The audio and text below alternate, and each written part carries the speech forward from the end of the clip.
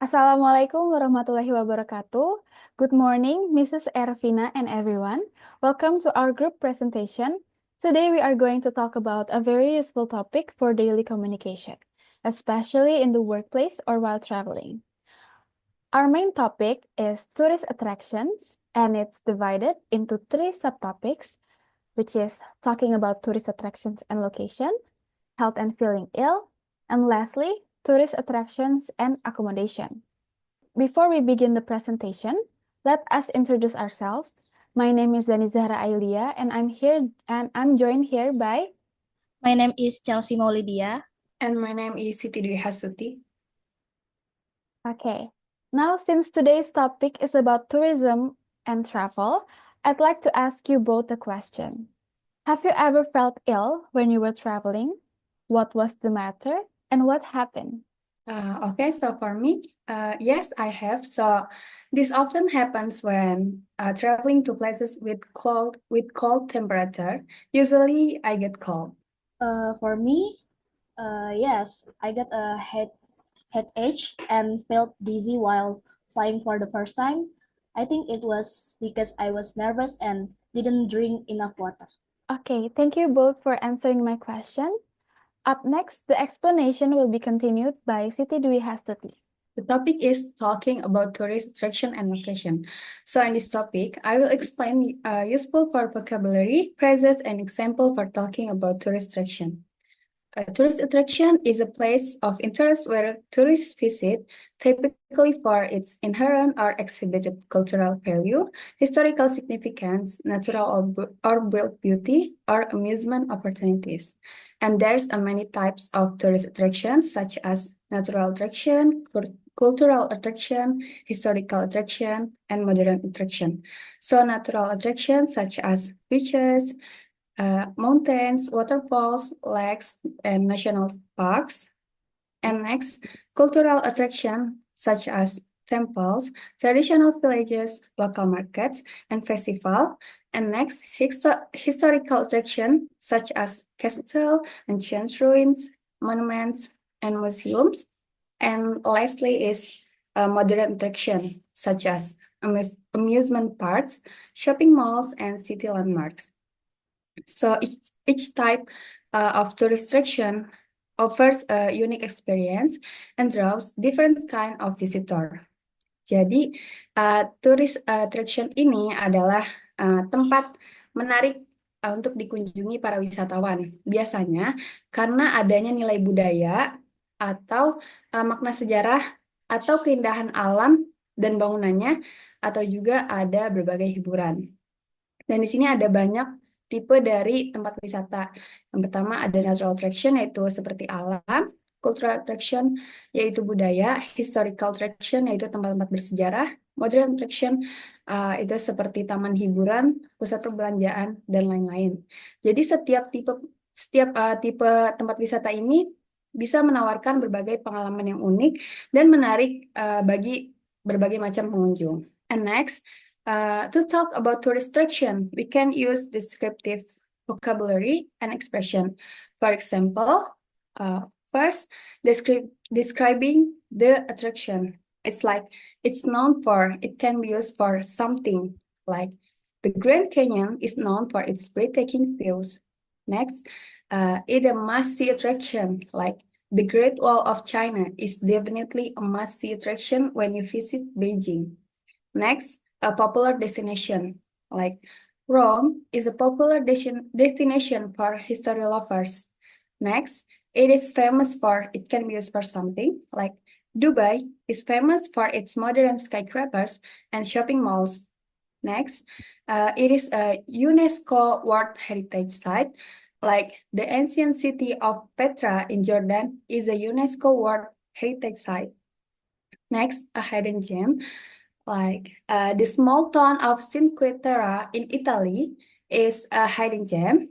And next, it can be used for activities like the Caribbean island offers snorkeling, diving, and beautiful beaches. Next, for describing the location, like it is located in the north of the country. It can be used for place. Next, it is surrounded by mountains and forests.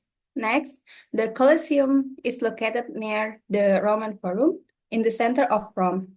It can be used if the place is near from another city or landmark. Next, Sydney is located on the coast of the Pacific Ocean. It can be used for ocean or sea. Jadi, untuk membicarakan tentang objek wisata, kita dapat menggunakan kosakata dan ungkapan deskriptif. Seperti misalnya, untuk mendeskripsikan tempat wisatanya, seperti yang pertama itu ada dikenal karena yaitu The Grand Canyon ini terkenal dengan pemandangannya yang menakjubkan. Dan contoh lain-lainnya berikutnya bisa juga untuk mendeskripsikan lokasi. The third is giving opinions and recommendation, such as, in my opinion, this is one of the best places to visit. Next, I highly recommend going there during the dry season. And lastly, you can say, if you love history, you should definitely check this place out. And fourth, there is asking about tourist attraction, like, have you ever been to, what are some popular tourist attraction in your country? And what can I do or see there? And the last one is it worth visiting? Jadi selain tadi untuk mendeskripsikan tempat dan juga mendeskripsikan lokasi, kita juga bisa memberi opini atau memberi rekomendasi. Dan juga kita bisa menanyakan tentang bagaimana tempat wisata tersebut. Okay, and now let me give you an example of how to describe a tourist attraction. First, you should say what this tourist attraction is, when and why you visited it, what you did there, and explain why you enjoyed visiting this tourist attraction. There is some paragraph that I will read it. Okay, the paragraph 1 is, one of the tourist attraction that I enjoyed visiting was the Great Wall of China. The Great Wall is a series of walls and fortifications that were built along the northern borders of China to protect against invasion. It is one of the most iconic structures in the world, and I was fortunate enough to visit it a few years ago. So basically, the paragraph 1 is talk about what this tourist attraction is, and the next paragraph is, I visited the Great Wall during the summer months, which is one of the best times to visit as the weather is warm and pleasant.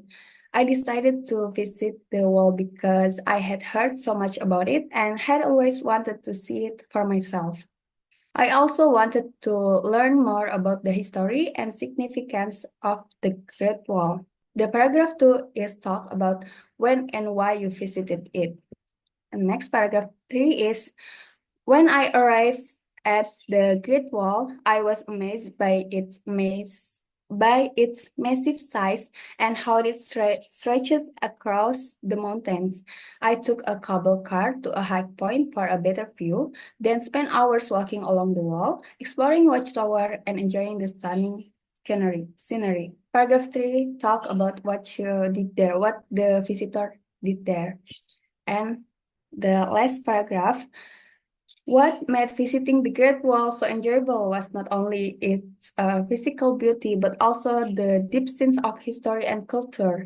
Learning about the dynasties that built it and seeing how it symbolized Chinese pride made the experience really unforgettable. Being able to experience such an iconic tourist attraction firsthand was truly an amazing experience that I will always treasure. So, paragraph 4 talk about explain why you enjoy visiting the tourist attraction. Jadi dalam mendeskripsikan tempat wisata ini, kita itu harus bisa mengatakan harus bisa menceritakan apa tempat wisata tersebut dan kapan dan kenapa kita tuh tertarik buat datengin. Selanjutnya, apa saja yang bisa kita lakuin di tempat wisata tersebut, dan kita juga penting untuk menjelaskan kenapa tempat ini menyenangkan untuk wisatawan kunjungi. Okay, there is example dialogue. So I need one person to do dialogue with me. Me, Dwi, I can help you to have a dialogue. Okay, I'm a person A and you person B. Have you ever been to Barcelona? Yes, I visited last summer. It's such a beautiful city. The Sagrada Familia is a must-see. It's located in the heart of the city and is famous for its stunning architecture. Wow, I've heard it's amazing. How did you get to see anything else? Definitely, I also spent some time exploring the Gothic Quarter and relax at the beach near Barceloneta. You can easily spend a whole day just walking around, enjoying the views and the vibe. Sound incredible. What other attraction would you recommend? If you love art, the Picasso Museum is a great stop. It's located in a charming old building, and you get to see some amazing works by Picasso. Okay, thank you, Chelsea, for helping me. Lastly, there is a tip for speaking about tourist attraction. You can use clear and descriptive adjective. And next, mention the location, things to do, and why it is interesting. Third is include personal experience or opinions, if it possible. And fourth, or lastly, is practice pronunciation and speak slowly for clarity.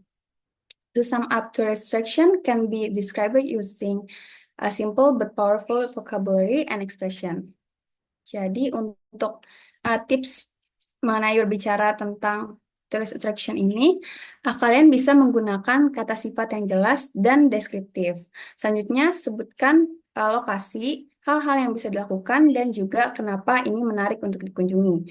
Selanjutnya, jangan lupa sertakan pengalaman pribadi atau pendapat jika ini memungkinkan. Dan yang terakhir, berlatihlah pengucapan dan bicaralah perlahan agar jelas. And that's it for me. So the next topic will be explained by my partner. Thank you. Okay, thank you so much, Dwi. So for our next subtopic, we have social phrases, help, and feeling ill.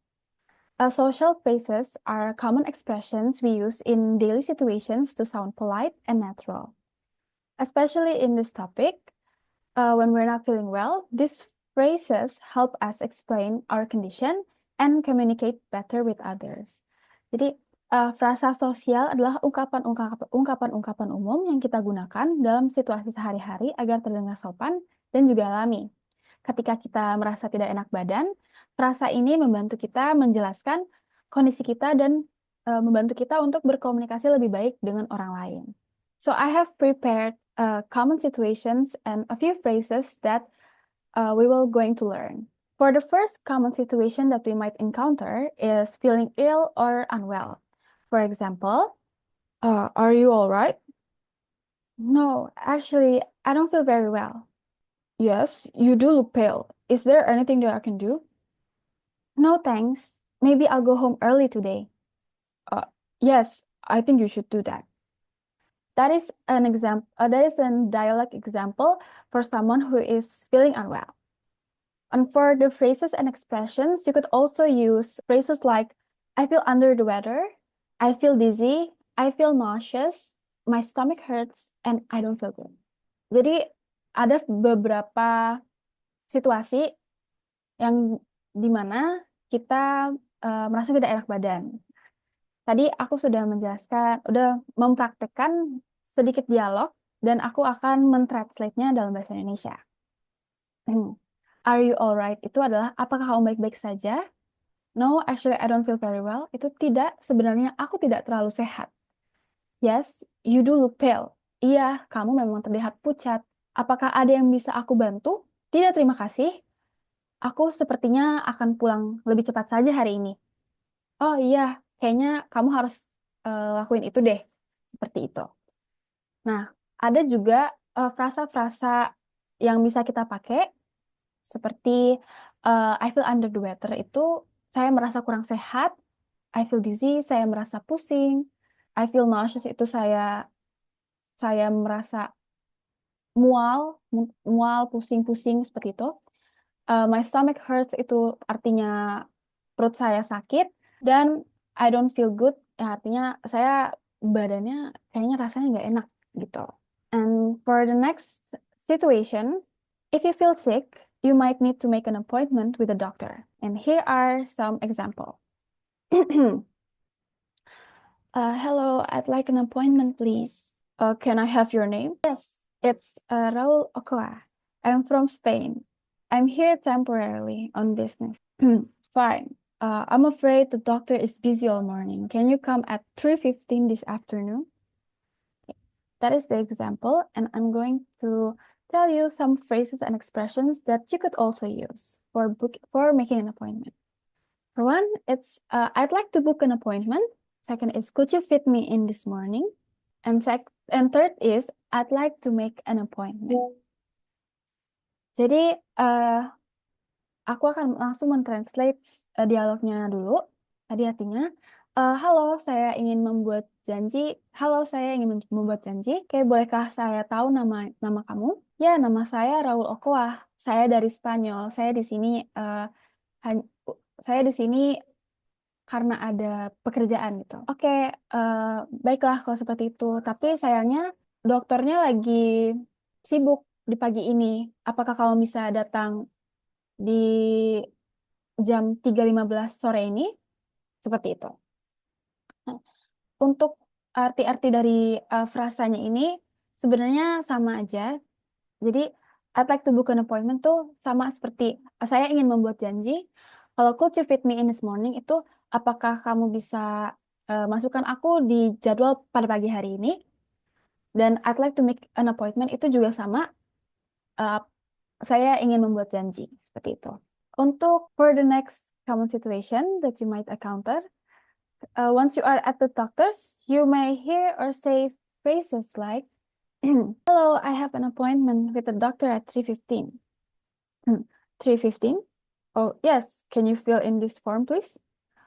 Okay. Do you need any insurance details? No, I don't think so, but write your home doctor's detail here." That is the example for the dialogue. And here are some phrases and expressions that you could use to explain your situation.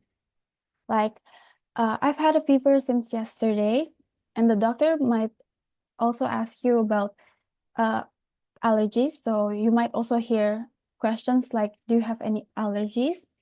And then you might respond with answers like, I'm allergic to blah, blah, blah. Or in this example, I'm allergic to penicillin.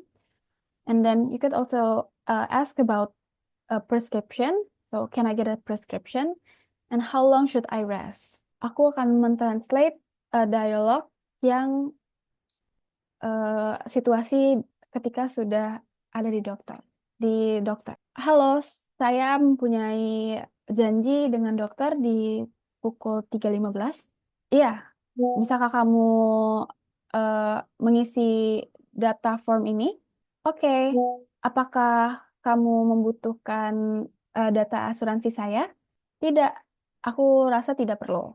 Tapi kamu tulis aja detail info dokter kamu di kampung gitu, atau di tempat kamu tinggal.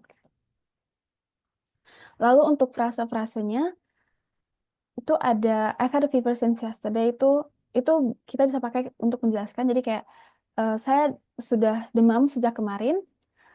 Lalu do you have any allergies? Apakah kamu ada alergi? I'm allergic to penicillin. Saya alergi terhadap penicillin. Can I get a prescription? Itu bisakah saya mendapatkan resep obat? Dan how long should I rest? Itu kamu bertanya sampai butuh berapa lama saya beristirahat gitu. Butuh berapa hari saya beristirahat seperti itu. Lalu untuk common situation for the next common situations, after feeling better, you return to work and your colleagues may ask, "Hey, you're back. Are you better now?" "Yes, I'm much better. Thanks." "Oh, good. We've missed you. Welcome back." And for the phrases and expressions, you might also answer it with, "I'm feeling much better." Or you might explain for someone who doesn't know that you are sick for a few days. You might say, I was off sick for a few days, and for the last phrase, you might also say, I have fully recovered now. Jadi untuk dialognya, person A atau orang A mengatakan, hey, kamu sudah kembali, gimana kabar kamu, sudah sehat? B menjawab, iya, aku udah enakan nih, makasih ya. Oh, bagus lah kalau seperti itu, kita kangen sama kamu nih, selamat datang, gitu. Welcome back, selamat datang, seperti itu. Dan untuk frase-frasenya, I'm feeling much better itu sama yang tadi aku bilang, aku udah merasa enakan, lebih enak. Terus I was off sick for a few days itu aku libur beberapa hari karena sakit, dan I fully recovered now itu aku sudah sembuh total sekarang, seperti itu. And there is some extra vocabulary and cultural notes, health and feeling ill. There are common symptoms, which is headache, sore throat, nausea, dizziness, fatigue, rash, runny nose, body aches, fever, bloated, lightheaded, and cough. And there is also medical conditions from basic terms. There are cold, flu or influenza, infection, food poisoning, asthma, fever, migraine, and allergy. And you might also use some adjectives, which is mild, severe, chronic, temporary, contagious, uncomfortable, swollen, itchy, burning, painful, infectious, and weak. And there are some cultural notes that we have to know. That is, patients usually make appointments rather than walk-ins. And it's very common to be asked about allergies and insurance. And being polite and clear when describing symptoms is very expected.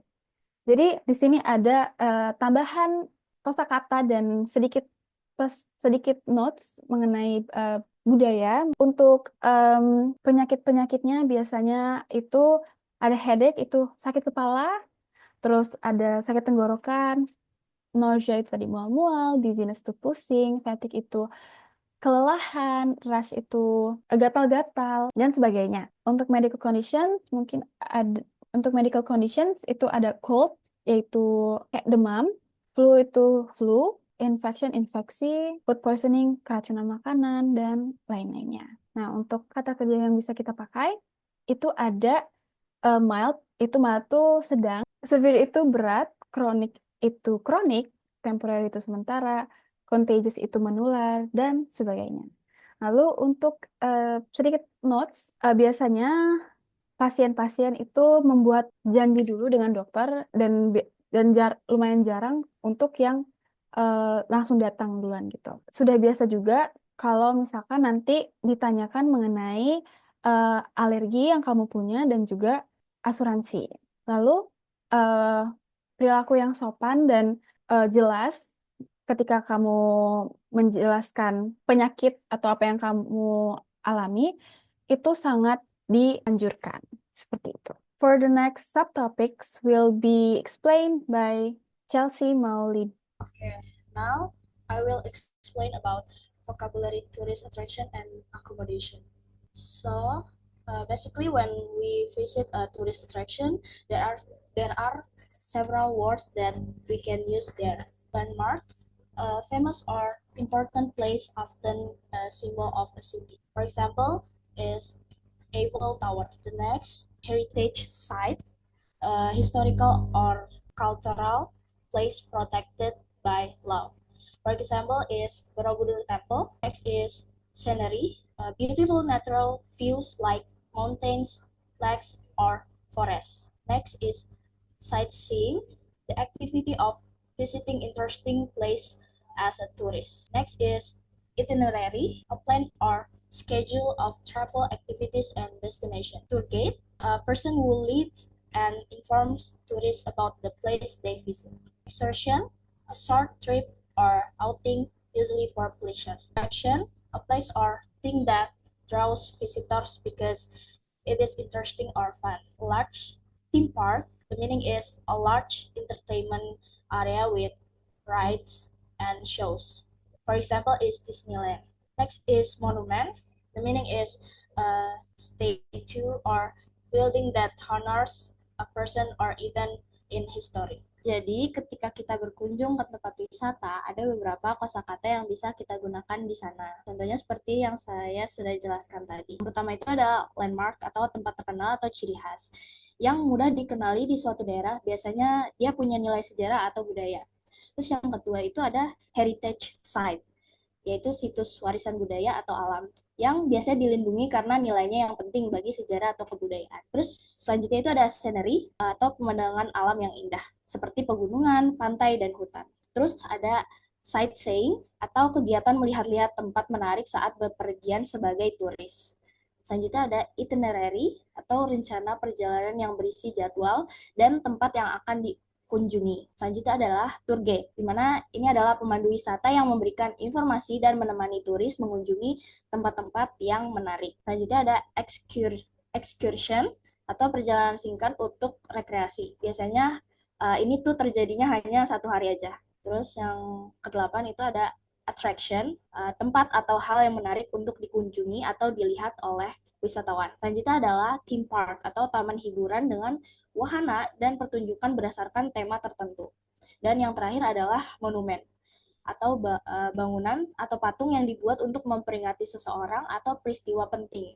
Selanjutnya itu, the next is what is accommodation. Accommodation is a place where people stay when they are traveling or not at home. It provides a place to sleep, rest, and sometimes eat. The type of accommodation people choose depends on their budget, comfort, and location. Jadi artinya itu, apa sih akomodasi itu? Akomodasi adalah tempat di mana orang menginap ketika mereka sedang bepergian atau tidak berada di rumah. Akomodasi menyediakan tempat untuk tidur, beristirahat, dan terkadang juga untuk makan. Jenis akomodasi yang dipilih oleh seseorang tergantung pada anggaran, kenyamanan, dan lokasi mereka. Selanjutnya ada various type of accommodation. First, hotel. A building with many rooms where guests can stay. It usually offers service like Wi-Fi, breakfast, and room cleaning. 2. Hostel. A cheaper place to stay, often with shared rooms and bathrooms, popular among young travelers and backpackers. 3. Guest house, a small place to stay, usually run by a local family. It feels more personal and home-like. 4. Resort, a luxurious place to stay, often located near beaches or nature. It offers full facilities like a swimming pool, spa, and restaurant. 4. Villa, a private house for rent, good for families or group, often located in holiday destination. 5. Apartment, a small home or flat that can be rented for a short time. It feels like living at home. Homestay, staying in someone's house, usually with a local family, great for learning local culture. 7. Camping, staying outdoors in a tent or camper van, good for people who enjoy nature. Jadi artinya adalah berbagai jenis-jenis akomodasi. Yang pertama itu ada hotel atau bangunan dengan banyak kamar tempat tamu dapat menginap. Biasanya menawarkan layanan seperti wifi, sarapan, dan pembersih kamar. Yang kedua itu ada hostel, tempat menginap yang lebih murah, biasanya dengan kamar dan kamar mandi yang berada di satu tempat atau bersama. Populer di kalangan pelancong muda dan backpacker. Yang ketiga itu adalah guest house atau tempat menginap kecil. Biasanya dikelola oleh keluarga setempat. Terasa lebih personal dan seperti di rumah sendiri. Terus yang keempat ada resort atau tempat menginap mewah. Biasanya terletak di dekat pantai atau alam. Resort ini menawarkan fasilitas lengkap seperti kolam renang, spa, dan restoran. Terus yang keempat ada villa, rumah pribadi yang disewakan. Biasanya cocok untuk rombongan keluarga, seringkali terletak di destinasi liburan. Terus yang kelima ada apartemen, rumah atau flat kecil yang dapat disewa untuk waktu yang relatif singkat. Biasanya rasanya itu seperti tinggal di rumah. Yang keenam ada homestay, menginap di rumah seseorang, biasanya bersama keluarga setempat, cocok untuk mempelajari budaya setempat. Yang ketujuh ada camping atau berkemah, bermalam di alam terbuka dengan tenda atau mobil berkemah. Cocok untuk orang yang menyukai alam. Next is some vocabulary related to accommodation. Reservation, the meaning is booking a room or place to stay in advance. Check-in, the process of arriving and registering at a hotel or place to stay. Check out, the process of leaving and paying after stay. Room service, food or drink delivered to your room in the hotel. Reception, the front desk where guests check in and ask for help. Suite, a large hotel room or a set of connected rooms. Double room, a room for 2 people, usually with one large bed. Single room, a room for 1 person with a single bed. Bed and breakfast, a small accommodation offering a room and breakfast. Hostel, a budget accommodation, often we shared room. Guest house, a small private house offering rooms for guests. Villa, a private, often luxurious rented house. Amenities, extra service or features like Wi-Fi, TV, pool. Lodging, a general term for a place to sleep or stay while traveling. Okay, that is all from us. We hope this presentation helps you feel more confident talking in English. If you have any questions, let us know in the comment section below. Thank you and wassalamualaikum warahmatullahi wabarakatuh.